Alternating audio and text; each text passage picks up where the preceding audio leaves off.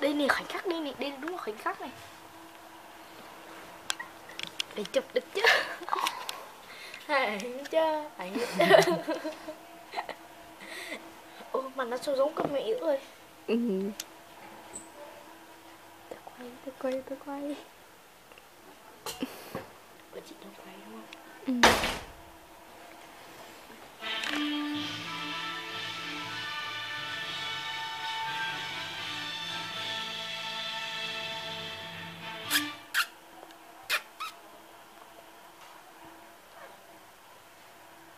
Nhân vật chính sẽ là gia đình mèo, bố cảnh sẽ là đây.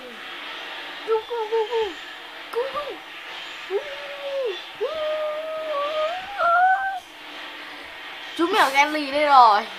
Đối đầu. Mèo ta không thèm đếm xỉa. Thấy chối với bóng.